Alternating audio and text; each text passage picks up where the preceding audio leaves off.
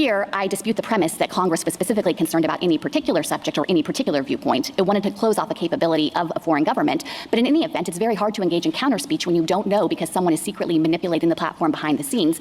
And in particular, what the PRC has the capability to do is simply silence American voices. The same thing is true of all the domestic. The biggest accusation of foreign actors right now is on Twitter, is on X. Well, that's a huge concern right now. If anything, I want one of the justices to bring this. If anything, you're creating a bad environment by, and I can already see this happening, by banning TikTok because of Chinese influence, going, look, the government fixed foreign influence. We don't have to worry about any foreign influence on our social media because the government takes care of us like that. And then you ignore all of the foreign influence happening right now. Behind the scenes. And in particular, what the PRC has the capability to do is simply silence American voices. Wouldn't the same thing be true with a newspaper owned by a foreign company and a foreign government? You wouldn't know when it's exercising editorial discretion about this article or that article. Oh, yeah. And this goes to the argument of, like, can't we access all these sites in the United States anyway? Like, I can go and read Al Jazeera right now. I can go and read RT right now. Or how it's doing it, so maybe we just need to shut down the Oxford University Press in America, or you pick it, any other foreign-owned Politico, I was told today, is owned by Germany. So that would all be okay on your theory, so long as Congress designates that country a foreign adversary? We are not asking the court to articulate bright-line rules to govern all kinds of hypothetical situations. I am testing your argument. Yes, and what I want to acknowledge is that sometimes the court has recognized that a speaker-based preference might reflect a content-based preference. And in the context of ownership of a newspaper, for example, in part because a newspaper is a one-way channel of communication and is generally understood to represent to some extent its publisher's views, maybe the court would more readily infer that a regulation targeting that is actually aiming to target content. But I don't think the court could draw the same conclusion here. I'm not talking about the compelling interest or anything. I'm talking about the tailoring. And you're saying we have no alternative but to stop this speech altogether. We can't rely on disclosure. So remember, the tailoring is we're assuming that we are implicating some fundamental right, I think, because the tailoring question is at least for intermediate, if not for strict scrutiny. So tailoring is how narrowly focused is the law? Have you at least tried, or do you have a compelling reason to make the law as narrowly focused as possible? Or is this law tailored incorrectly? Is it targeting just one person when it shouldn't be, or is it too broad, or is it right? This is the tailoring question. But you say that wouldn't apply to Politico or to the Oxford University Press because? In the circumstance where you have a newspaper that is understood to reflect its publisher's views, then you might think that disclosure would be a more adequate remedy there because it's not just holding itself out as a forum for speech between other people. I think social media platforms do raise distinct interests in this regard because what people think when they're engaging with TikTok is that it's organically feeding them videos based on the recommendation engine. And if actually China is behind the scenes engaging in this kind of covert operation, it does prevent a distinct national security risk. Of course, the other big difference with the newspaper is it's not likely to be. Why does she keep going back to this compelling reason?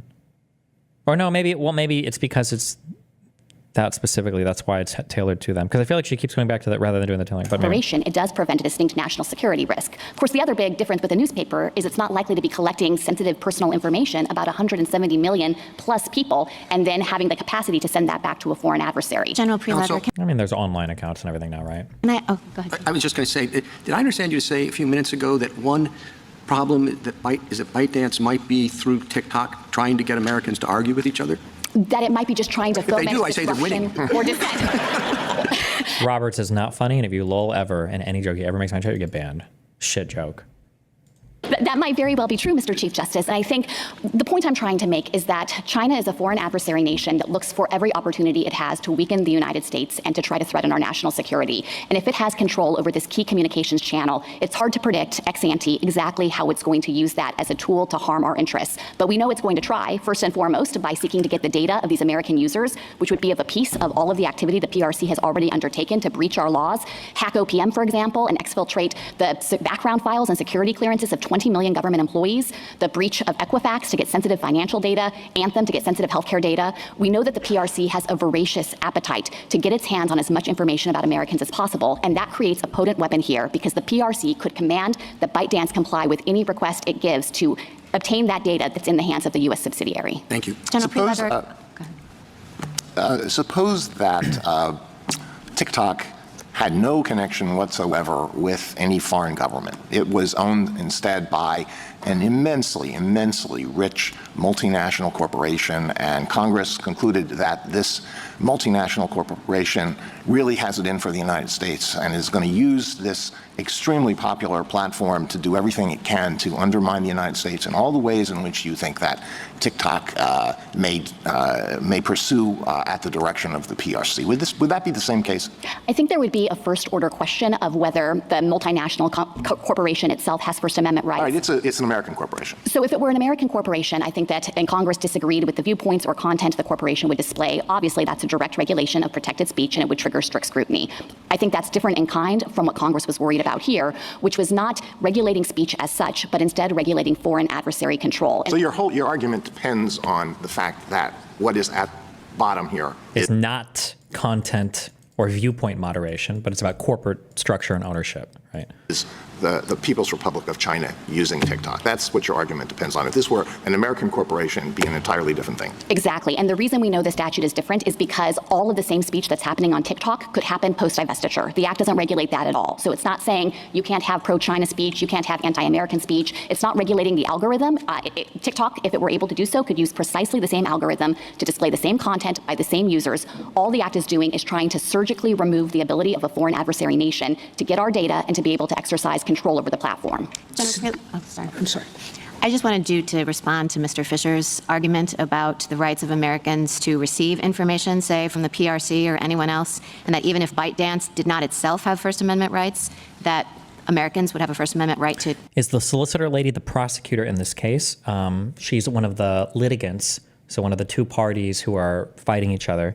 The solicitor is a representative of the United States federal government, and they are the defendant in this case because it is TikTok and some guy representing creators who is suing the federal government because they don't think that the DOJ has the right to force them to basically go dark once ByteDance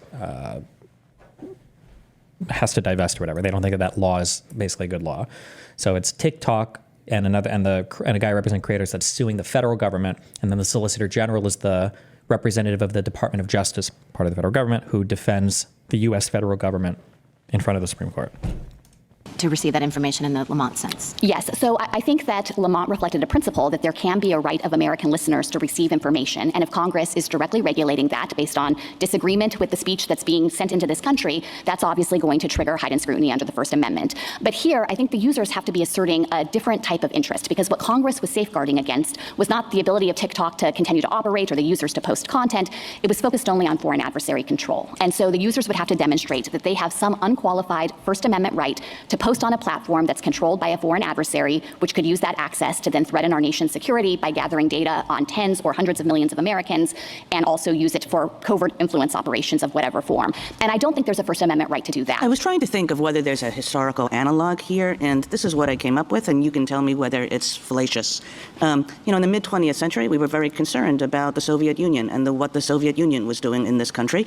And the Communist Party of the United States at that time was integrally attached to the Communist International, which was essentially a Soviet operation, right? So if Congress had said, well, it's very nice, we can have the Communist Party USA, but it has to divest, it has to completely divorce itself from the Comintern and from any international ties that it has, do you think that that would have been absolutely fine?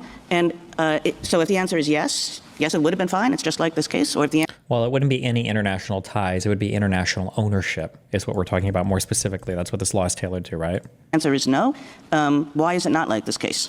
So I guess I think I would need to know more information about how the international organization is able to exercise control over the American affiliate. And if it had the capacity, for example, to, in an unqualified fashion, gather data from that affiliate in a way that was going to jeopidize our nation's security. Well, I'm talking more about sort of the content. Let's put the data collection piece of this aside, which seems not very pertinent to my... Which is, I think, one of the bigger arguments is the data collection part, or at least the plaintiffs are trying to argue it was. 1950s analog. But, very concerned about the kind of speech that the Communist Party was making in the United States. And it turns out that that content was pretty well scripted someplace else. I think if it was specifically a concern about the content, then and if it was scripted by some other place, because FARA also calls out people that take direction from foreign actors, not just money, right? So FARA would cover this ideally, I think. that would trigger heightened scrutiny under the First Amendment. We're not trying to run away from that principle here. Instead, we're making, I think, a narrower argument. Well, then I think that you're a little bit, I think you've just given your thing away, because content manipulation is a content-based rationale. We think that this foreign government is going to manipulate content in a way that will that concerns us and may very well affect our national security interests. Well, that's exactly what they thought about Content-based rationale, yeah, but the restriction isn't applying to the U.S. company. It's applying to the foreign company that doesn't enjoy the same First Amendment rights that TikTok does, that a U.S. company does, right? Communist Party speech in the 1950s, which was being scripted in large part by international organizations or directly by the Soviet Union. I disagree that the concern with covert content manipulation is itself content-based, or that it looks anything like the kinds of laws this court has previously said are content-based. The court, most recently in City of Austin, said you only have a content-based law when Congress is setting out to discriminate against particular subject matters or particular viewpoints. So it's not enough that the law is regulating in the space that involves content in some way. You have to have this motive by Congress to actually want to suppress speech on certain topics or certain viewpoints. Here, Congress just wants to cut the PRC out of the equation altogether. And yeah, she's going to say TikTok can do the exact same thing it's doing now, the same algorithm, the same everything. They just don't want ByteDance involved. And all of the same speech could continue to happen on the platform. Yeah. It's like patching up a backdoor vulnerability that the PRC has that we can't totally see around all the corners to imagine how it could use it against our interests. But we know the PRC will do whatever it can to try.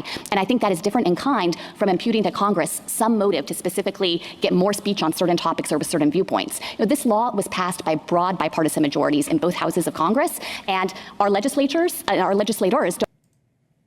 Jeez, fuck this person. This is like the person that comes to speech class like fucking super amped up, and you're like, bro, slow the fuck down. Wait, how fast is this person talking? I only have him at 1.25. On certain topics or with certain viewpoints. This law was passed by broad bipartisan majorities in both houses of Congress, and our legislators don't always agree on everything. I think it's unlikely that all of them had exactly the same views about what's good content on TikTok or what are good viewpoints. They weren't united on that. What they were united around was the idea that it is a grave threat to our nation if the PRC can itself behind the scenes be controlling how this platform operates. Why doesn't this act classify on the basis of speaker? I do think that when it comes to the PRC and ByteDance, you could treat this as a speaker-based restriction. And aren't speaker-based restrictions almost always viewpoint-based restrictions, content-based restrictions? The court has said it depends. It hasn't applied an inflexible rule that any time you are regulating certain speakers, you are invariably regulating based on content. Instead, the court has said it warrants closer consideration. And here, if you look at the U.S. speakers, TikTok US and the users, none of them are being regulated in a way that suggests it's disagreement with their content. It's all about what our foreign adversary is doing. It's hard for me to. Fuck, this is a really hard one, actually. Jesus. She's winning me back. I don't know. This is a really rough one. For me to think of situations, maybe they exist, where our classification based on speaker is not viewpoint or content-based restrictions. I mean, that somebody says, Joe can't talk anymore. We're going to shut Joe up. And we don't know what he's going to say tomorrow or 2 weeks from now. We don't know what he's going to discuss, but whatever he says is bad because Joe is a bad person. I mean, that's viewpoint and content-based, isn't it? I think when it comes to a foreign adversary, it's not right to view it that way. And the reason for that, again, is this is a sophisticated adversary nation, and we can't just simplistically say, oh, what the PRC is going to want is to see more pro-China content on this app. As Chief Judge Srinivasan observed, there are various ways that the PRC could try to create some kind of false flag operation and actually promote anti-China content, not to dictate how Americans should think about things, but simply to create some trumped-up justification for a military or economic action that the foreign adversary wants to take against us. And I don't think a concern with trying to ward off that capability. Why isn't that viewpoint or content still? We don't know what the content's going to be, but we know Joe is bad. Because I think the better classification is to recognize that what we're trying to prevent is not the specific subject matter, the specific viewpoints, but the technical capability of a foreign adversary nation to use a communications channel against this. I guess I'm just struggling how covert content manipulation isn't content-based restriction.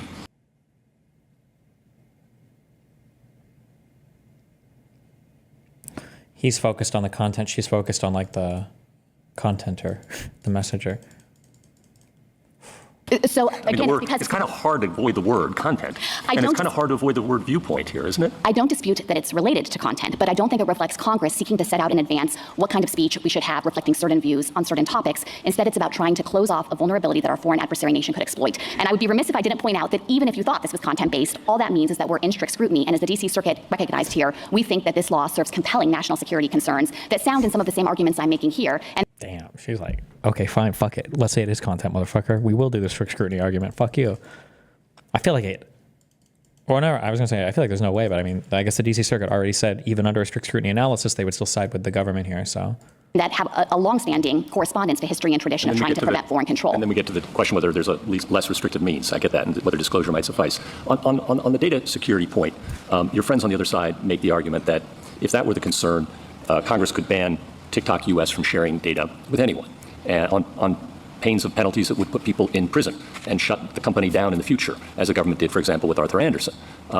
Why isn't that a less restrictive means available? So I was surprised to hear petitioner offer that up today, because there was a long course of discussion between the executive branch and ByteDance and TikTok leading up to Congress's enactment of this act that spanned over 4 years, an extensive conversation about what limitations could be placed to protect Americans' data. And it was never a suggestion that there would be any way to create a true firewall that would prevent the U.S. subsidiary from sharing data with the corporate parent. And the reason for that sounds in the technological features of this application. I think there can be no reasonable dispute that the source code development and the maintenance of this algorithm rests in China, which is why China has sought to try to control export restrictions with respect to the algorithm. And what that means is you need substantial data flows between the companies in order to continue to modify that algorithm, refine it, and so forth. So I don't think that that was an option ever on the table, including with respect to the proposed national security agreement that was insufficient in protecting our data privacy. Oof, that's a really strong argument. So one of the big contentions on the other side is this law is improperly tailored. Why doesn't it do any kind of data restriction? This is bullshit. And the counter argument here is, well, from a technological side, we know that there has to be huge data, communications between ByteDance and between TikTok. How could you ever possibly hope to craft any sort of law that could go through so much data? It would technologically would be impossible. You could never prevent that sort of data transfer or have that kind of firewall between one company that owns another company on an international level. There's no way to ever do it. Which is, I think, probably I think that's a decently compelling argument from the federal government, right? I think that that was an option ever on the table, including with respect to the proposed national security agreement that was insufficient in protecting our data privacy and security concerns. That didn't come across enough in the briefs. If we are in the world of data protection as opposed to content control, I think it's hard to get around the post-divestiture provision that says you can't do business with them on the algorithm. You can't do business with them on the algorithm. I think it just said that you can't do future cooperation with them on the algorithm because you've essentially engaged in the same scheme, no? Ooh, that is a rough one, though. Why would you ever... You couldn't ban me from buying an algorithm from Russia or China or whatever to operate a social media company, though, right? If I was a US-based company? Because that very much is content-based. Yeah. It's a content-based restriction. But what you're saying is you can't do it for a data control reason, meaning that you can't really run their algorithm without having access to huge amounts of data to work with, that being able to create a sophisticated system that serves up content to users necessarily requires access to the same type of data that you're trying to prevent them from acquiring, I guess, right? Maybe. Without sharing the very data that we are concerned about as a threat, correct? That's right, Justice Sotomayor, and you don't have to take my word for it. You can look at the specific terms of the national security agreement that ByteDance itself proposed. The relevant definition of the accepted data is at JA 239 to 240, and it references categories of information that would, of necessity, technological necessity and business necessity, have to flow back to China. And the relevant categories are in the sealed appendix, but I would really encourage the court to look this up because it's eye-opening. It is at the Court of Appeals sealed appendix 249 to 252 and 254. If you look at that information, it was a wealth of data about Americans that was going to have to go back to China in order for the platform to just continue its basic operations. And there's a legitimate commercial justification for that, but it creates this gaping vulnerability in the system because once that data is in China, the PRC can demand that ByteDance turn it over and keep that assistance secret. And the one final point on this is that ByteDance was not a trusted partner here. It wasn't a company that the United States could simply expect to comply with any requirements in good faith. And there was actual factual evidence to show that even during a period of time when the company was representing that it had walled off the U.S. data and it was protected, there was a well-publicized incident where ByteDance in China surveilled U.S. journalists using their location data. This is the protected U.S. data in order to try to figure out who was leaking information from the company to those journalists. Oof. Okay. General, you want us to look at that, and you get to look at it, but your friends on the other side don't get to look at it. That doesn't seem fair. That's the sealed appendix, Mr. Chief Justice, so it's their information. They can look at it. It's just under seal to protect their proprietary business information. Oh, I don't know what the difference between those two things are, but okay. General, so I want to go back to the discussion about content discrimination, and we're going to shut Joe up. Here, it seems to me like we are saying to ByteDance, we want to shut you up. And so let's say that I think that that is content discrimination based on speaker. Tell me if I think that, tell me if I have to conclude that it is also speaker-based discrimination and content-based discrimination for TikTok. No, it is not. And the reason for that is because it would be an anomalous principle to say that an entity outside the United States that can't assert its own First Amendment rights can somehow manufacture that right through the expediency of forming a U.S. subsidiary, especially one that it wholly controls. So you don't have to stand on that argument that you were having with Justice Alito and Justice Gorsuch to still have your point about content discrimination. That's right. And I think if you're focusing in on the relevant U.S. entities here, TikTok U.S. and the users themselves, this act isn't regulating them in any way. It's not trying to dictate the algorithm that TikTok U.S. can use. And in fact, Congress, I think, was doing everything it could to preserve access to TikTok in the United States in recognition that Americans enjoy expressing themselves and building community on the site. One last quick question. Sorry, just one last quick question. Justice Gorsuch had asked your friends on the other side whether the new administration on January 20th could extend the deadline. What's your position on that? So I think it tees up a statutory interpretation question of whether there can be an extension after the time period for divestiture has lapsed. I would think the court might start with its decision in the Hawley Frontier case, which did recognize the ability to get an extension after a lapse like that. So it's your position that they could? We have not run it to ground in part because it's simply not presented here, and I'm not prepared to take a position on that statutory interpretation question. I do want to emphasize, though, that my friends have pointed to January 19th or 9 days from now as a moment when TikTok might go dark. At the outset, of course, Congress was hoping to prompt a divestiture, but I think the more important thing to focus on now is that even if that were to happen, Congress specifically anticipated it and provided authority to lift these restrictions as soon as there's a qualified divestiture. And the reason for that is because foreign adversaries do not willingly give up their control over this mass communications channel in the United States. And I think Congress expected we might see something like a game of chicken. ByteDance saying, we can't do it, China will never let us do it. But when push comes to shove and these restrictions take... Oh, and once the divestiture happens, Congress let it... Ooh! Jesus. Okay. I'm 49-51 in TikTok's favor. 51-49 in TikTok's favor, okay? Unless one of these guys rattles her with an argument. Effect. I think it will fundamentally change the landscape with respect to what ByteDance is willing to consider. And it might be just the jolt that Congress expected the company would need to actually move forward with the divestiture process. So it's not irrevocable. That's an interesting point, and I hope Mr. Francisco or Mr. Fisher, whoever's delivering the rebuttal, will address it. So if we were to affirm and TikTok were forced to cease operations on January 19th, you say that there could be divestiture after that point, and TikTok could again begin to operate the way, continue to operate. That's exactly right. There's nothing permanent or irrevocable that happens on January 19th. And I think that Congress might have thought that we get in a situation here where a foreign adversary is doing whatever it can to just not comply. It's hoping the United States is going to blink first through our court system or through the executive branch getting cold feet about enforcing the law. But Congress set a deadline, and I think it thought that deadline would have a forcing function. Well, let me ask you a question about your effort to draw a distinction between ByteDance's speech and TikTok's speech. So suppose that the People's Republic of China funds a movie, and there is an entity in the United States, a U.S. corporation, that thinks, wow, this is a great movie. And while the PRC would not have a First Amendment right to show it in the United States, would you say that the American company would not have a First Amendment right to do that because whatever expression there is in that movie, it's the PRC's expression, it's not their expression? No. Why would we say no? Because ultimately it's being expressed through a U.S. company. We're not banning anybody from consuming content from China. We're not banning anybody from consuming anything from China or from another country. We're not even necessarily banning ByteDance from operating their own social media company. We're just banning them from owning a company that engages in this behavior in the United States. That two-way data transfer or whatever wouldn't be happening, right? No, I wouldn't make that argument, and I want to be really careful. I thought that was the argument that was being made. No. No, so our argument is that this is not a direct regulation of protected speech in the first place, or at most it would warrant intermediate scrutiny because of the indirect effects that it might have on the American users or on the U.S. subsidiary. We're not suggesting that if Congress sought to directly regulate and prohibit speech in the United States based on concerns about its content or viewpoint, that's somehow immune from First Amendment scrutiny just because it comes from a foreign source. Obviously, that kind of law is going to trigger strict scrutiny, and I imagine it would be a different constitutional analysis because it's hard to imagine the same profound national security harms that would exist in that scenario as compared to what we have here. Thank you. Because there is no data transfer, because it's just an American showing some foreign piece of propaganda rather than a company that's working directly with a foreign-owned company. Wasn't the whole point of the divestiture requirement that the content on TikTok would be different if it was owned by a different company?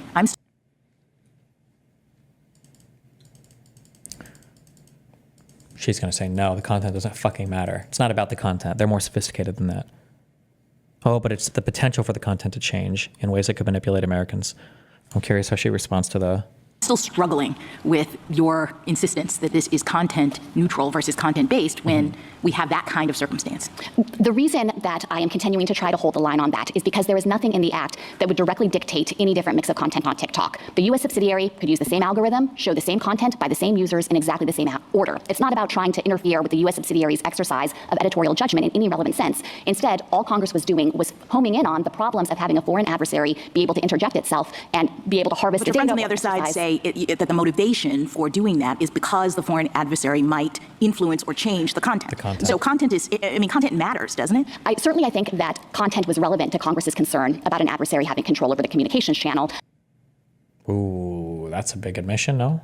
Maybe. I think not, again, because of any particular concern about viewpoints or subjects, but just isn't that that this would be relevance? Isn't that relevance enough to trigger at least some Strict scrutiny, with a heightened scrutiny from the standpoint of our legal tests? Heightened scrutiny is another word for intermediate scrutiny, I think. I certainly understand that intuition, and if the court thought that it were prudent to simply try to rule narrowly here and not dictate broader First Amendment principles, we have no problem with the court assuming that heightened scrutiny applies. We think the law easily satisfies it. We do think that intermediate scrutiny is a more appropriate framework for this kind of law that's not directly targeting protected speech. But in any event, there's a compelling national security interest here, and the law isn't just narrowly tailored, it's precisely tailored. It's trying to fix the thing that's creating the problem, which is the PRC's involvement and the Chinese government's ability to exercise this control over the corporate entities. How are we supposed to think about the two different rationales here and how they interact? The data collection rationale, which seems to me at least very strong, the covert. Yeah, fuck. The intermingling of these two makes this so hard.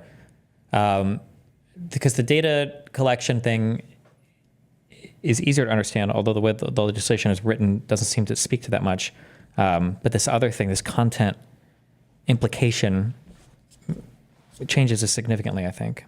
Content manipulation rationale, as the hypotheticals have illustrated, raise much more challenging questions for you about how far that goes. And if that alone, if you didn't have the data collection piece, you only had the covert content manipulation. Listen, it ain't our law. We're just a federal government, okay? We didn't pass this shit. We just have to defend it. The fuck you want me to say? Piece. And then Mr. Fisher's point, Mr. Francisco's, that Congress would not have enacted this just based on the data collection rationale alone. Just your understanding of how the two arguments fit together. Sure, and let me walk through our defense of the data protection rationale and why we think it's a full justification for this law, and the court could stop there and then be responsive to their arguments that somehow the interest in preventing covert manipulation somehow taints it. So just on data protection, I think that it should be beyond dispute that, of course, our nation has an enormous interest in keeping the sensitive data out of the hands of our foreign adversary, and it should also be beyond dispute that our foreign adversary has an existing capability through its laws and through the way that these companies are integrated to get its hands on that data. There is no question that Congress was sincerely motivated by that concern. There's a whole lead up to the statute here where the executive branch across two different presidential administrations was expressing concerns about the data problems. Congress was extensively briefed on those problems. It passed a companion data protection statute at the same time that was intended to prevent selling data to foreign adversary nations. The statute is shot through with protections that I think are key. Oh, she's bringing up that statute. So this was the one initially I was like, why didn't Congress try to do this? And then we looked it up and Congress had passed this, and now she's referencing that. This is a big thing, I think, yeah. There's a whole lead up to the statute here where the executive branch across two different presidential administrations was expressing concerns about the data problems. Congress was extensively briefed on those problems. It passed a companion data protection statute at the same time that was intended to prevent selling data to foreign adversary nations. The statute is shot through with protections that I think are key to this concern about closing off the vulnerability of access to the data. So that's a sincere justification for Congress's desire here to act. We think it's a compelling interest and it's narrowly tailored. Then you get to the question of what to do about the fact that there's also this interest in covert content manipulation. And in the First Amendment context, this court in cases like Heffron has made clear that once you have a justification that satisfies the First Amendment, you don't need to go further and look at other justifications to decide whether they would independently satisfy First Amendment scrutiny. So I think it's not necessary for the court to go on and probe whether it thinks that covert content manipulation itself independently justifies the law. Now, my friends say that's all fine and good, but they think covert content manipulation is just per se illegitimate. And I honestly don't understand how that argument could carry the day. Because just imagine if Congress passed a law that said the PRC can't covertly manipulate TikTok. Obviously, that law is not going to violate any constitutional principle. It's a laudable goal, I think, for our legislature to protect us from. Wait, what word? Obviously, that law is not going to violate any constitutional principle. It's a laudable goal, I think, for. Oh, a laudable goal.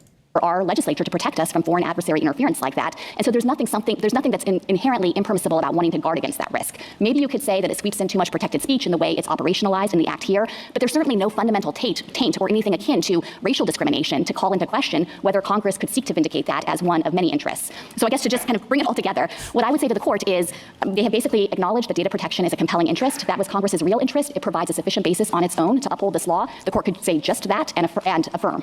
Jesus. Okay. I don't know how we do that unless we accept your argument that the post-divestiture provision that stops them from conferring on the algorithm is not a speech impediment, meaning it's very hard for me to say that it's not to decide that question, that it is a speech impediment, and one that on its face itself has to be analyzed separately from the data. Okay. So, Justice Sotomayor, let me begin by saying, again, that we do think that an interest in preventing any operational agreement between the U.S. subsidiary and ByteDance, which is the relevant provision you're talking about, is justified by data protection alone. And that includes with respect to cooperation on a content recommendation algorithm, specifically because of the concern that it necessitates data flows between the companies. So I think that as a factual matter, that could justify Congress enacting. So it doesn't, so what she's saying is even if this wasn't implicating speech, even if this was just a company that was selling utilities or like energy, or fucking anything that collects data, it doesn't matter that it's speech or not. That's what this is justified on, not the speech provision itself. But to the extent that you think that actually think that as a factual matter that could justify Congress enacting. But to the extent that you think that actually the prohibition on coordinating with respect to an algorithm reflects some kind of impermissible content-based problem with the statute has a severability clause, and I certainly don't think that it would give the court a basis to invalidate this law or to stop it from operating with respect to all of the provisions that operate to protect data security. And most of it suggests that that little piece of the law has to be on its own, separate from the rest of how the statute operates. How does that affect whether we would apply, because assuming it's data protection, then I would think that strict scrutiny wouldn't necessarily apply. I could understand applying intermediate scrutiny. But how do we do that with respect to this part, the algorithm issue? How do we get to intermediate scrutiny with respect to that? The way you get to intermediate scrutiny there is to recognize that prohibiting foreign adversary control over the operations of the platform, including with respect to the fundamental backbone of the system, is not based on any protected speech or content-based in the relevant sense. I've been thinking of it as akin to something like a piece of software you might have on your phone that would allow the Chinese government to listen in on every American conversation. If Congress wanted to enact a law that patched up that vulnerability and said, you can't use that piece of software or you can't coordinate with Chinese companies with respect to it, clearly we would recognize that closing off that capability of China is a laudable and, in fact, compelling government interest. And I think when it comes to the risks that foreign adversary control pose here, it's similar in kind. It's simply trying to prevent access by the Chinese government to the TikTok system writ large, and that includes through the use of the algorithm. But also the modification of that which would implicate speech, right? I don't know if she's hitting more on the data side here or the speech, or if that was an extra to the content or speech side here. But, well, I'll go. Could the president say that we're not going to enforce this law? I think it's Is this the meme hour now where we just ask like our own personal curiosities or what? Could the president say that we're not going to enforce this law? I think as a general matter, of course, the president has enforcement discretion. Would that then adequately would that be binding? In other words, protect the regulated communities so they could rely on that under due process principles going forward?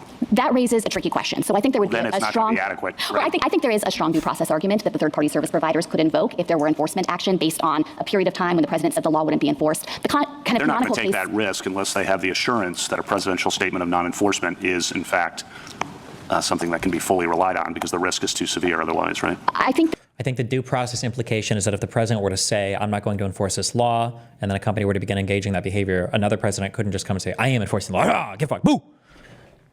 I think that would be a due process violation, I think. that they might judge that based on this court's precedent in the due process space and principles of entrapment by estoppel, maybe they have a sufficient safeguard here to allow them to continue to operate. I would think even before a non-enforcement policy were announced, of course, the president-elect would want to review all of the updated national security information that has come in over the last 4 years that undergird Congress's judgment here. But the final thing I would say is that even if you think the third-party providers are simply going to choose not to continue to provide these services because it's too much of a risk to take on, again, that's not anything permanent or irrevocable, and that might be just what the PRC and ByteDance need to start taking seriously some of the public reporting about interest in acquiring the company. At one point, Mr. Francisco suggested that what we might want to do and what he would regard as certainly preferable to a decision affirming on the merits is to issue an injunction pending, I guess, consideration of what we now regard as the cert petition that was filed here. What do you think of that suggestion? So I think this court doesn't have any basis to enter a temporary injunction unless it thinks petitioners are likely to succeed on the merits of the First Amendment claim. And to be honest, I think that there is no argument to be made that you should find that likely success. This is an act of Congress. This isn't some unilateral action by the executive branch, but it actually was action in parallel between the executive and Congress, where Congress took action to close up a loophole in some of our laws. The executive had tried to force divestiture of TikTok under the Trump administration, but that had gotten tied up in litigation about those authorities. So Congress came in and provided additional authority based on a substantial record, including with respect to the data harm. And I don't see any basis for this court to displace the deadline that Congress set without finding that actually there is a potential First Amendment problem here. Do you think we have the authority to issue an administrative stay, as we have done in other cases, or do you think that the January 20 deadline prohibits us from doing that? An administrative stay. What is that? Administrative stay.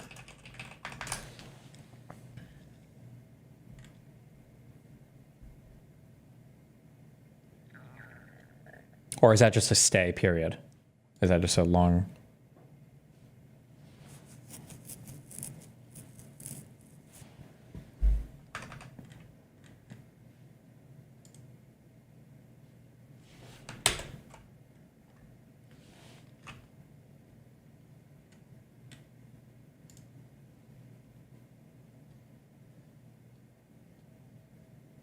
Oh, okay.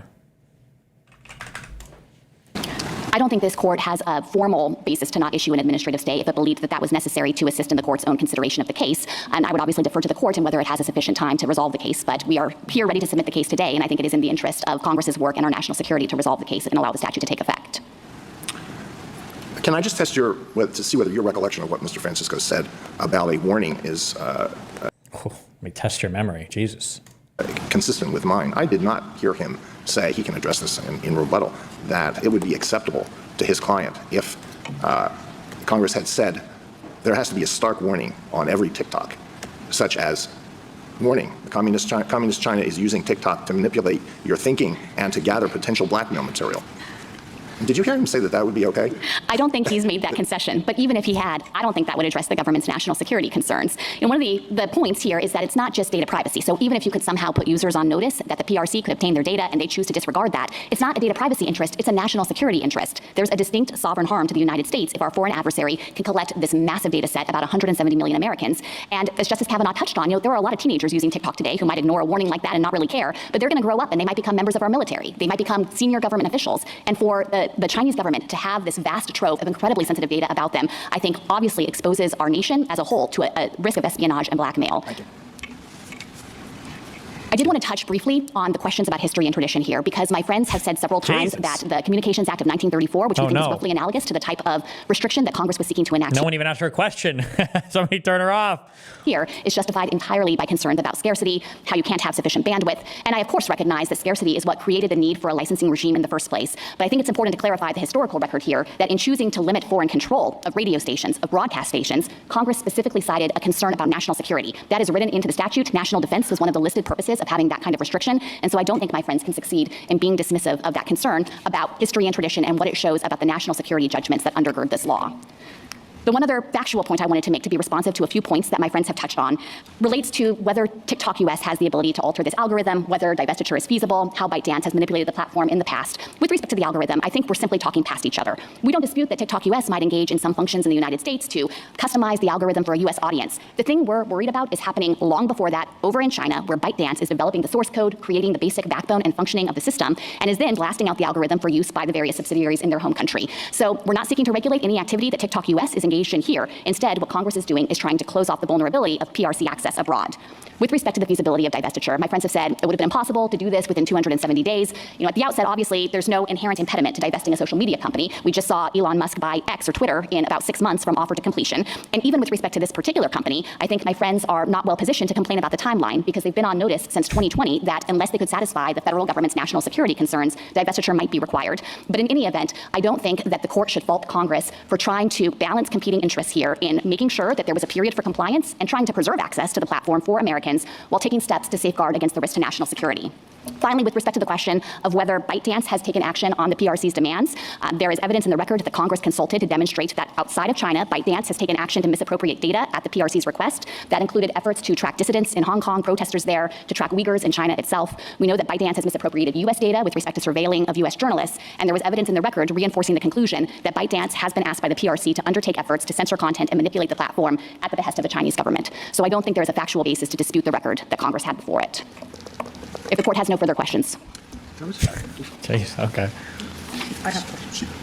General, if I understood correctly, under President-elect's first term, he passed an executive order requiring divestiture, correct? That's right. And this, that was challenged in court and stayed as a result of him exceeding his executive power to do that.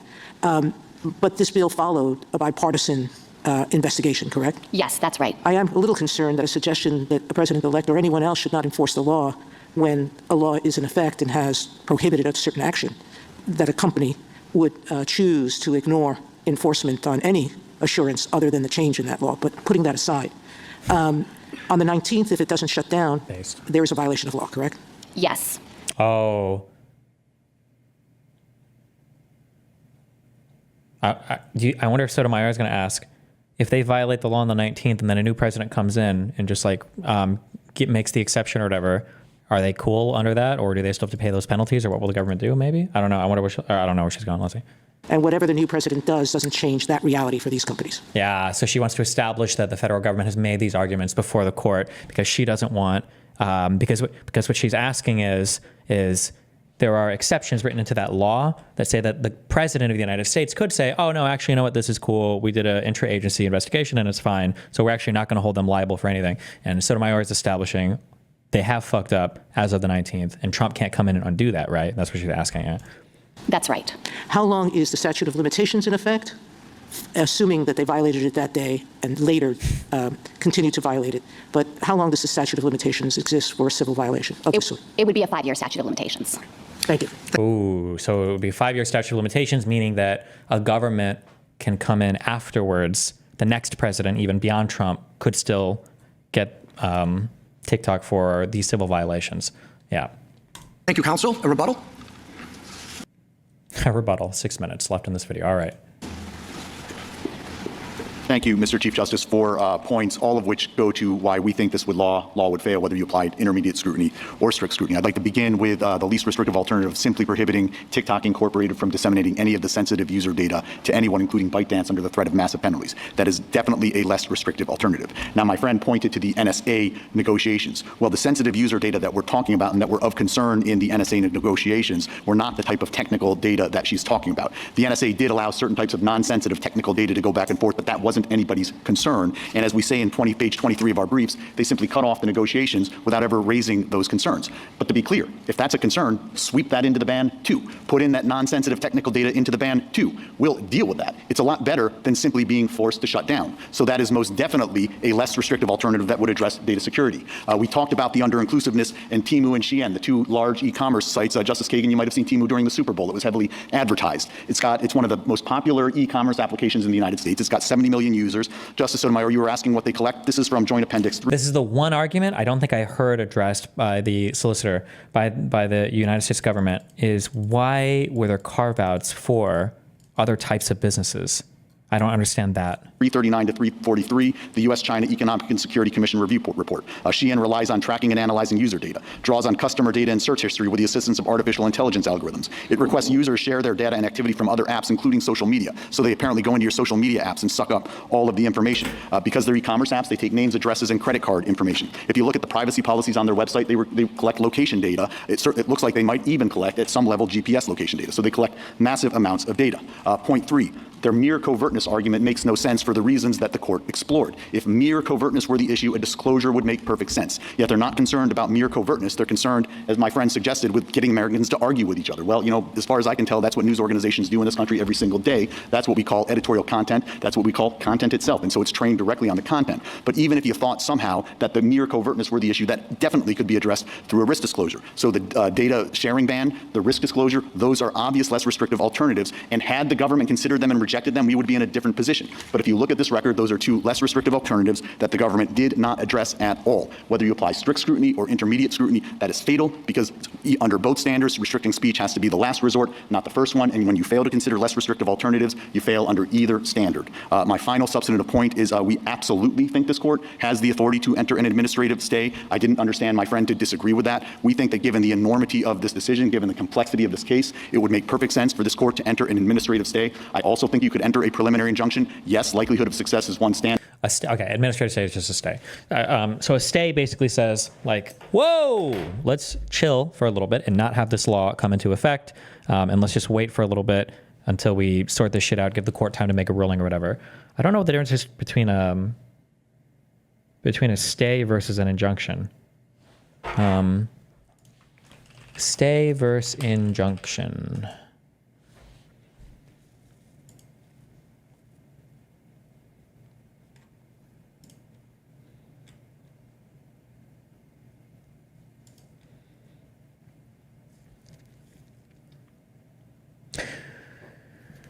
Both an injunction and a stay are judicial forms of relief that a lawyer can seek on behalf of their client to protect their interests vis-a-vis another party, but they are not the same. The key difference between them is important if you lawyers, that's you guys in chat, who are going to become lawyers, who can donate me all your money, are mulling which one to employ as you advocate for your client. An injunction is a court order or judgment that prohibits, i.e. enjoins a person or entity from doing something. For example, barring a contractor from building a garage in your neighbor's backyard. You can also get an affirmative injunction in which a court commands a person or entity to do something specific. For example, ordering a contractor to clean up the mess it made in your backyard. To get an injunction, you have to request a petition or a complaint or a motion if it is an emergency and you don't have time to amend a petition or a complaint that you already filed. One thing to remember about injunctions is that courts are reluctant to interfere with personal or entity conduct. So you have to show a really good reason why you need the injunction. For example, you're going to suffer irreparable bodily or inequitable financial harm. A stay is a court order that pauses the process of an action that is already pending, which you started for your client by filing a petition or complaint. Stays are usually granted pursuant to a statute or rule. For example, when a client files a bankruptcy petition, any other cases pending against him or her are automatically stayed. You can also ask the court to stay in action while an appeal is pending or for some other reason that requires a pause in the action while your client and his or her adversary sort issues out. Courts are hesitant to stay in action unless they are required to by a statute or rule, but a good argument sometimes convinces the court to order a stay in other circumstances. Back to my lawyer client's questions. Although I've never seen a case specifically addressing it, my attorney instinct is that a court would never enjoin, that means to block, enjoin a person from commencing an eviction action. Again, courts are reluctant to ever enjoin someone from doing something, and they are particularly reluctant when it comes to anything involving a person's right to pursue legal action. What her client could do, however, is wait for the adversary to file a petition for eviction and then ask for a stay to pause the action while her client sorts out other issues. In this case, another action was pending in a different court that would affect the adversary's ability to evict the client. Okay, so the stay would be on the filing of the eviction for the legal action, but an injunction would be, we understand he's already done this and all that, but please stop him from doing this thing. Okay, the distinction between an injunction and a stay may be granular, but it's important not to confuse them. To get the relief your client needs, you need to seek the proper relief, or just file both of them, file all of them, every motion.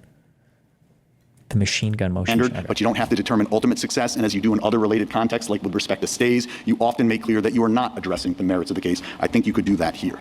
The bottom line, Your Honor, is this case ultimately boils down to speech. What we're talking about is ideas. And my friends on the other side, when you cut through everything else, are ultimately worried that the ideas that appear on the TikTok platform could in the future somehow manipulate Americans, could somehow persuade them, could somehow get them to think something that they ought not be thinking. Well, that whole notion is at war with the First Amendment. If the First Amendment means anything, it means that the government cannot restrict speech in order to protect us from speech. That's precisely what this law does from beginning to end, whether you look at its text, whether you look at the government's justifications in its brief, where they talk about being worried about speech criticizing our leaders or undermining democracy. It's what you see in the House report, which trains specifically on the dangers of misinformation, disinformation, and propaganda. And it's what you see in this legislative record writ large, which is saturated with objections to TikTok's existing content. We ask that you reverse the court below. Thank you. Thank you, counsel. The case is submitted.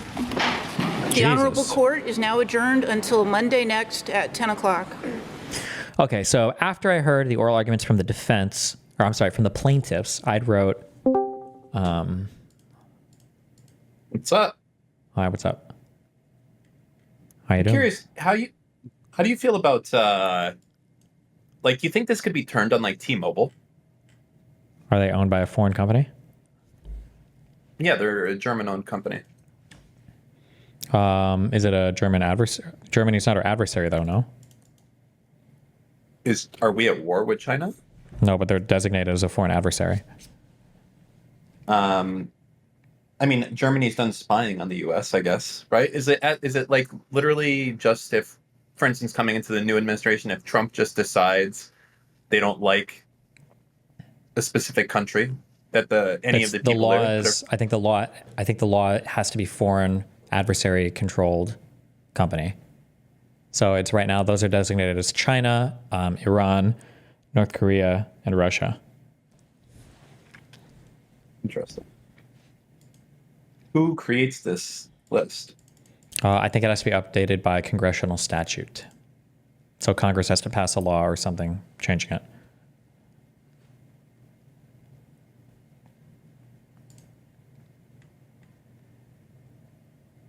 Interesting.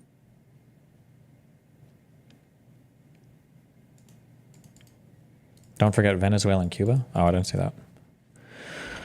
Okay, if this law is supposed to protect U.S. data so much, why are there carve-outs for other types of companies, and why does the language team protect a search procedure? Only companies. Blah, blah, blah. Okay.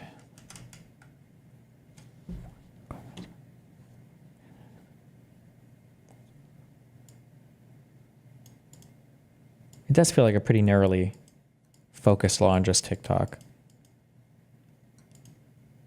But I don't think this matters. This isn't relevant to the law. This TikTok is going to be banned 100%. Unless Trump does crazy shit with the government, but he won't with all of his new American friends. TikTok is 1 trillion% out of here. That's my feeling. How do you feel about companies that are owned by, let's say, Chinese nationals, but they operate it out of like the British Virgin Islands? That's the law. It makes it so that you can't be a foreign adversary national as well. So that would affect Telegram then. I don't know if Telegram is a... Well, it's owned by 2 Russian nationals, but it's not based in Russia anymore. Yeah, but I don't know if Telegram is a social media platform. Hold on.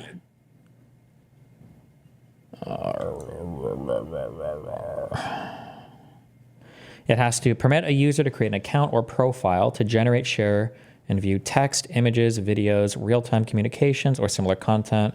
Has more than 1 million monthly active users with respect to at least 2 of the 3 months preceding the date to which a relevant determination. Does Telegram have over 1 million active users? Fucking A. Monthly active users, it should. Enables 1 or more users to generate or distribute content that can be viewed by other users of the website, desktop application, mobile application, or augmented or immersive technology application. You can make Telegram groups, right? Yep. And it enables I think that's the main way more... that like America First does shit. What is who owns Telegram?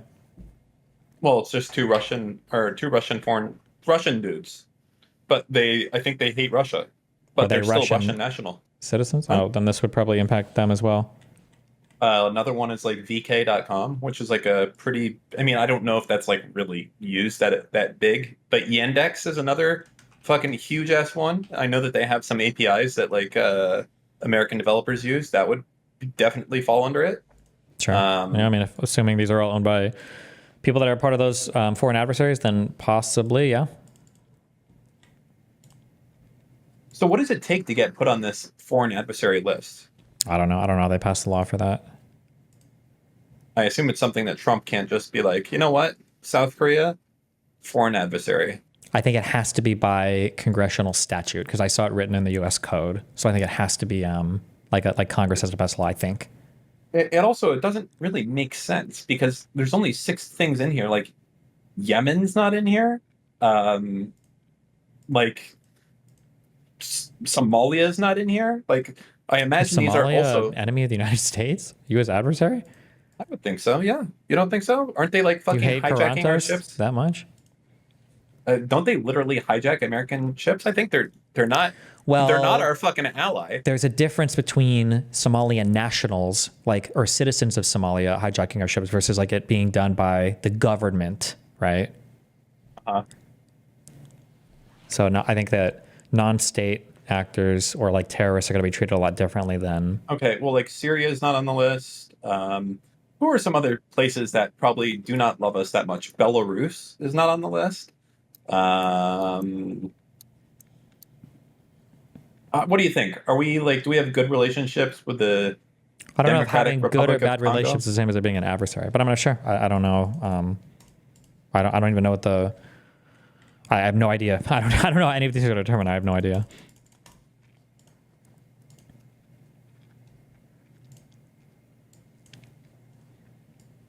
Have you seen Zuck has cucked himself completely to the Trumple?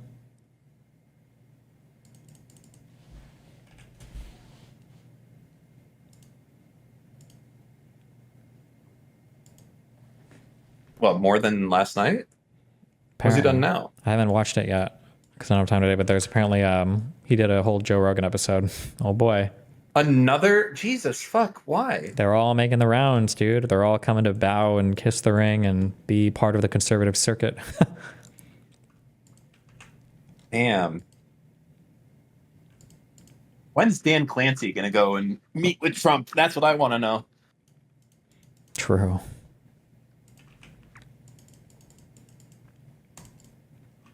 Dan can't stream. Did you see this? Facebook,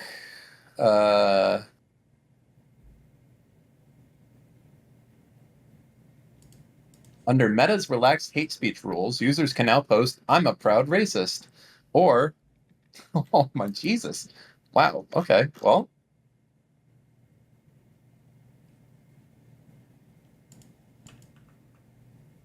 Damn. How do you feel about this TikTok ban? I think it's bad just because it seems fucking stupid. Like, I don't know if this is going to stop China from doing anything that it was going to do already. Like, I understand. The main reason, I don't even think it's the manipulation shit. I think it's, unironically, the blackmail stuff is, like, the most dangerous part of it. Like, the idea in, like, 10 years,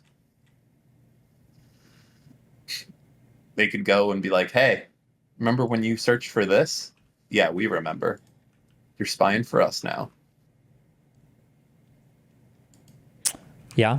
I mean, I understand that. What do you think is the biggest issue the U.S. has with it?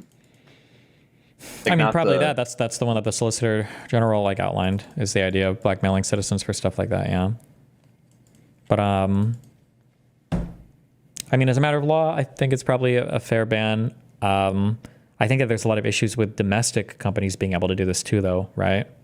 Yeah, you know, the other thing that I did not buy for a fucking second, this whole thing, like, our algorithm is so complex and our tech stack is so, it would take years to move it. Like, the fuck? What are you talking about, bro? It's like they're fucking creating nuclear fission over there when they decide which cat video to serve to me next. Get the fuck out of here. That's a bunch of fucking bullshit. I guarantee you it's they could spin that probably, shit off. I would argue, it's probably much more difficult than nuclear fusion or fission or whatever the fuck. Fission bombs have been around for fucking 80 years. There were a lot. Yes, I understand. No, I'm just saying that, like, that algorithm and the sophistication of TikTok was probably, TikTok came in when short form content was like considered not viable, right? Vine had just died. Like, nobody else was really making headway here. And now, like, every company tried to jump into the race after TikTok, like, trailblazed that path, no? And do you think that the algorithm that they have is the reason that they had success there? Yeah, of course. That's literally what the whole business model is built on, right? No, I think it's based on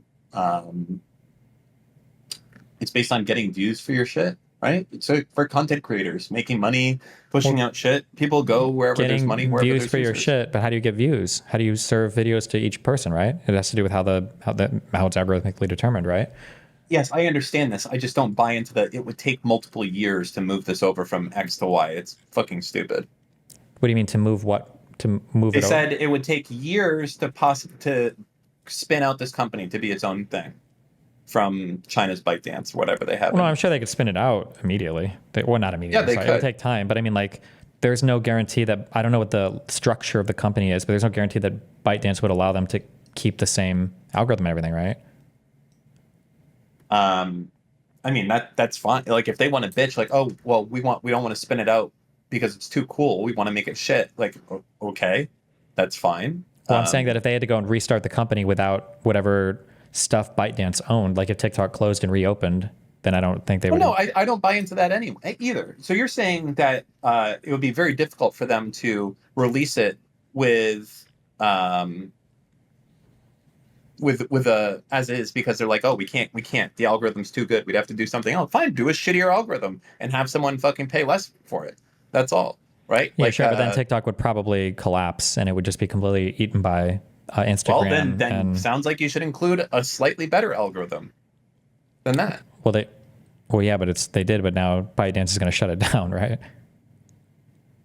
I mean, I guess we'll see. They're going to have to decide what the value is, like, because I imagine they might just go to Microsoft, say, you want to buy this shit, but without the algorithm, and then Microsoft be like, yeah, that's fine, and we do it. And I don't understand why they wouldn't do that at that point. I'm going to be honest. I think this is my ultra scorching hot take, is I think TikTok is just going to shut down and be gone completely.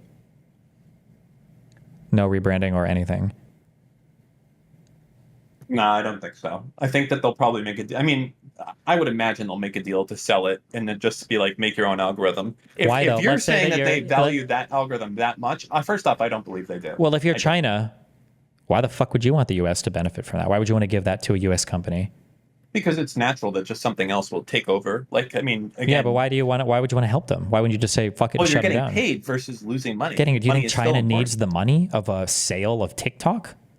No, you don't need it, but it's still money's money, Yeah, but why is somebody buying it? They're buying it because it's worth it to them. If you were China, why would you ever do something to prop up a new massive U.S. company?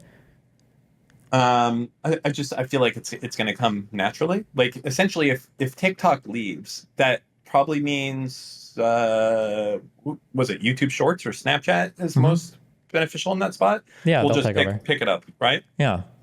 So I think that happens naturally as a result of naturally as a result of just like not selling it anyways. At least this way they're getting paid. The other way, I do not You keep see saying getting paid, and if the ultimate owner is China, why would China care to get paid? Well, what do you mean? I don't understand. You think countries don't like money? They like money. I don't think this is any money for China. This is like a rounding error for them. No. What is TikTok worth? That's a good question. We know Twitter was worth how much did Elon pay? 40 billion. Does ByteDance own anything besides TikTok? Bro, I need my fucking mod back. I can't. These guys are so fucking retarded. These fucking degenerate fucking retards that are jerking off into their mom's fucking panties in their fucking basement. You can't tell me about a fucking tech company, all right? Tell you what, when you can fucking code hello world, then you can fucking come to me, okay? Look up my LinkedIn and then look at yourself, the fucking failure that lost fucking high school diploma and now you got fired from McDonald's. End yourself. No, not projection much. You're projecting much, okay? You are the projector, okay? You're projecting. I am the non-projector. I am the mirror showing you how retarded you are. Just shut the fuck up and learn. Jesus. A Jewish person is speaking.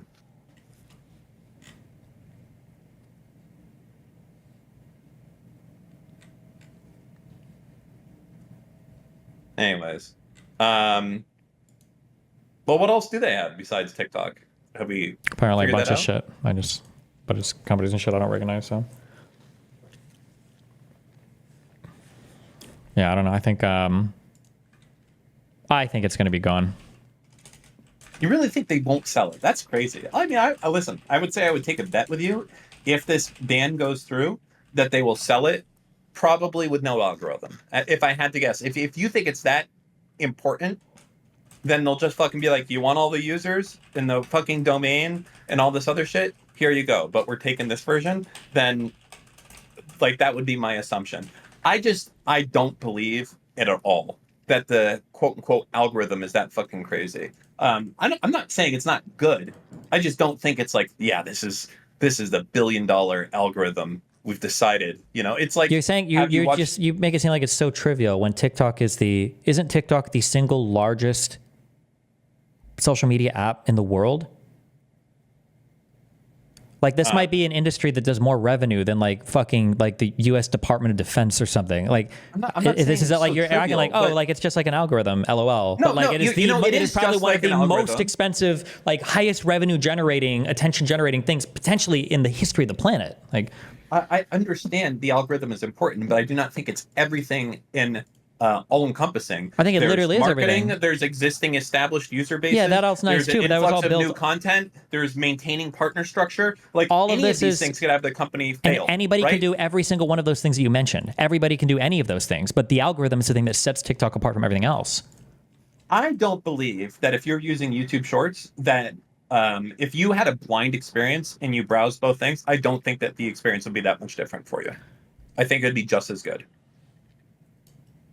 I think that the value of TikTok comes primarily from the fact that it is a standalone social network, much in the same reason that Instagram has remained as a standalone social network and has not been merged into anything else. It's because people want to have that be its own existing silo and not be part of something else. It's the reason why every single Google social network has failed. It's because people do not view Google as a place where you do social media. That's like, you don't shit where you work. And literally Google for a lot of people is like where they work. It's where their email is. It's where their search is.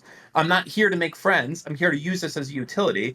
And as a result of that, you're going to always fail as a thing. Like, that's the reason that Instagram I think the issue to this day is not Facebook I'm going to give a hot photos. take. I think it's just because I just don't think people use like social media anymore. We just don't exist in your and my definition of social media. Like, social media in our mind used to be you go to a place and you write down your thoughts and feelings and you post things and stuff about yourself and all. It's like a blog, basically. That was like, social media is like a blog. I think that social media is redefined now as basically media.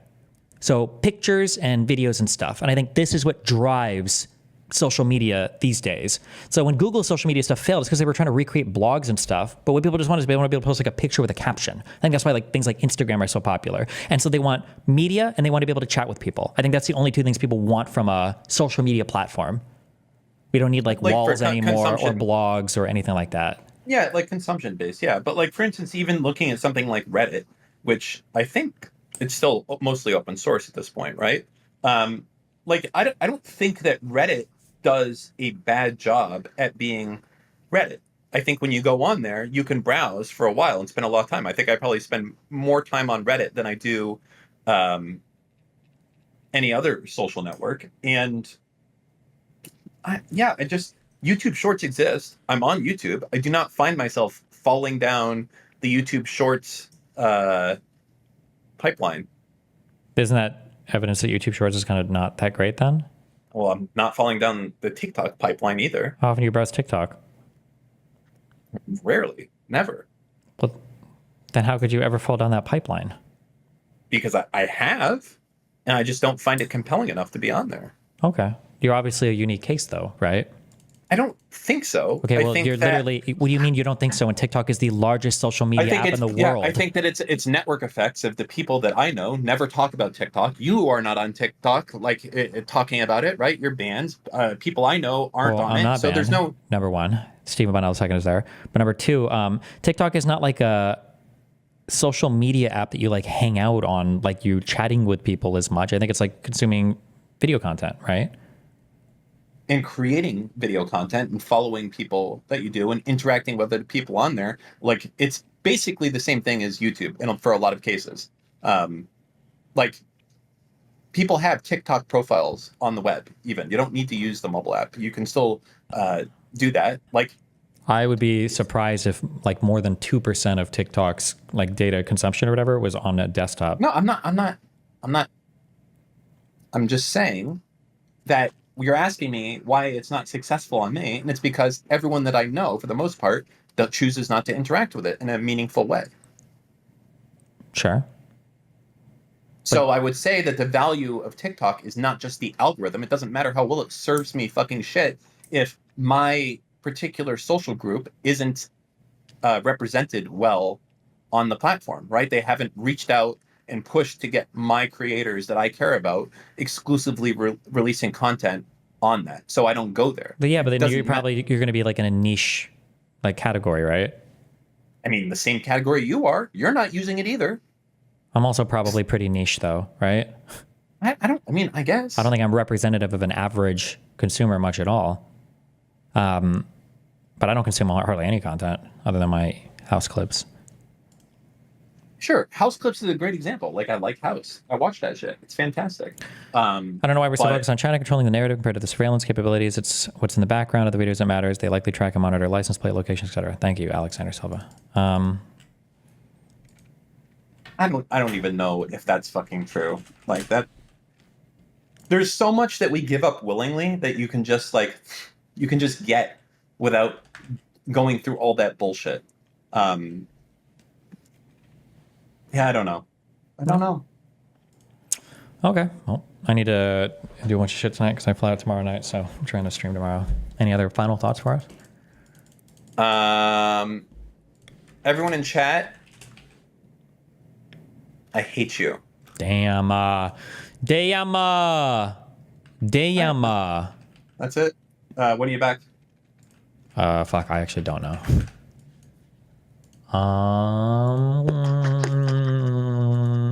Is Atlanta still buried in snow? I'm supposed to go to Atlanta for a couple days, and then I think we're going to DC, and then back to Miami. I'll be back on the 15th for sure. Okay, so the 15th, early in the day. That's our next episode. That's all I care about. The 15th early in the day? Well, I mean, you're going to be here not fucking zonked out from traveling. Oh, I might be zonked out. We'll see. Hopefully. Have fun, make up time. Bye.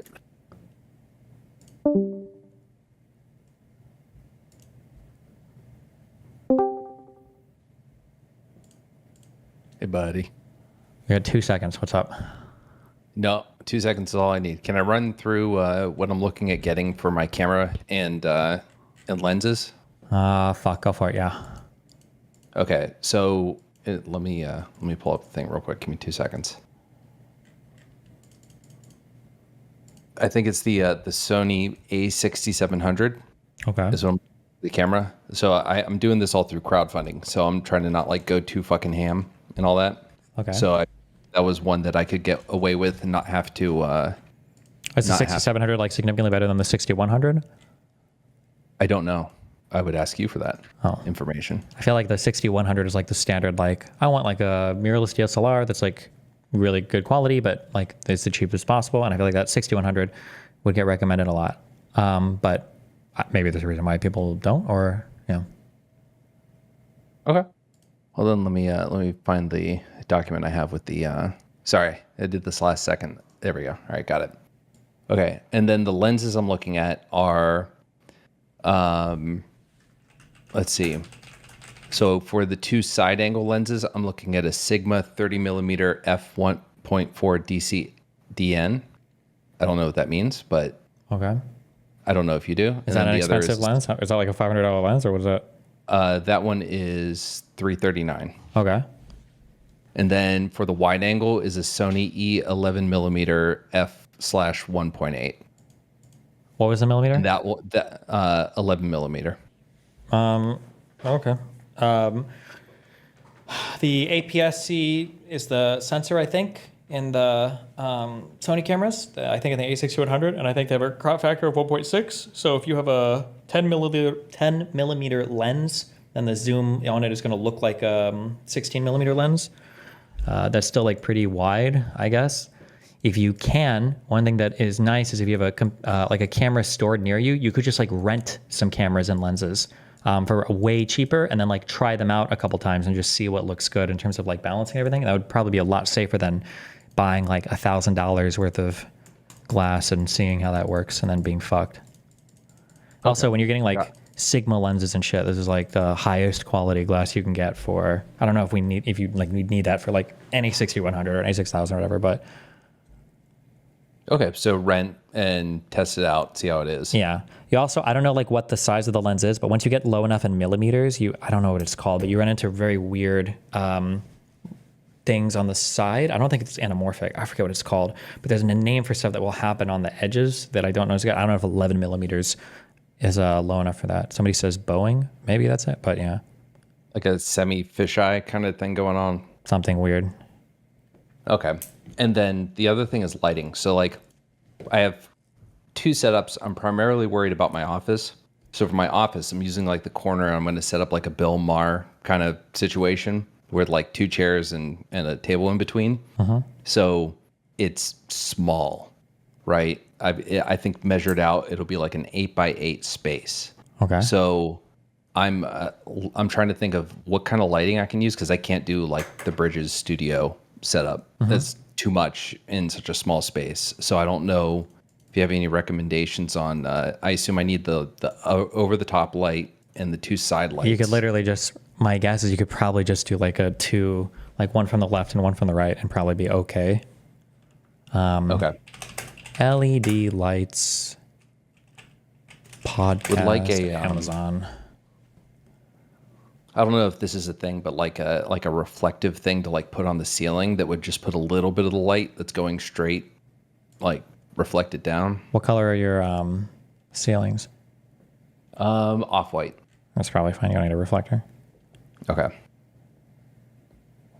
Yeah, you could probably spend like $100 and get just like two LED things and try it. But also, yeah, renting. I think renting is good first, and then you could just see how it ends up looking. Yeah. Okay, that's a good idea. Thanks, brother. I love you. Be careful. Bye. Love you. Bye.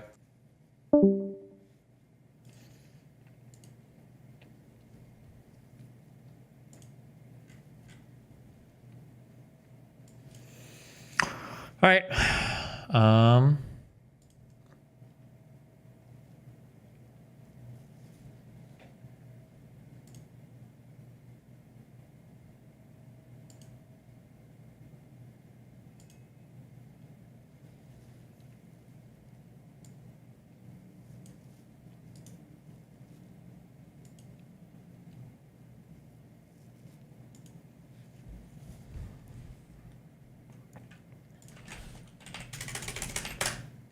When are we getting that survey? Hopefully tonight or tomorrow morning. I have to get I'm doing interviews with a couple people in Atlanta, and I'm bringing my own equipment to do it. So I have to make sure I can set everything up downstairs and like set up and tear down, and it's all ready to work. And I'm not trying to kill myself in some other fucking state.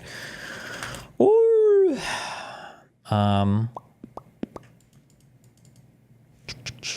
what am I looking for?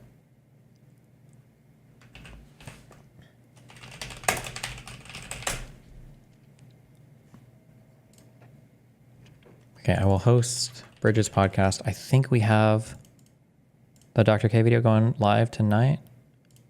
Yeah, we do. I'll read into that, but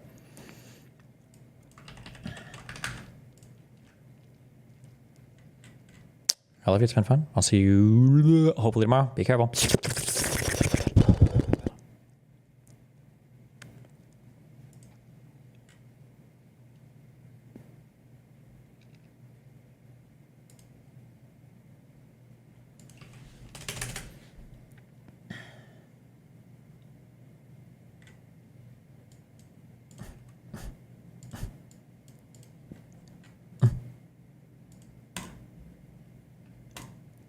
Okay.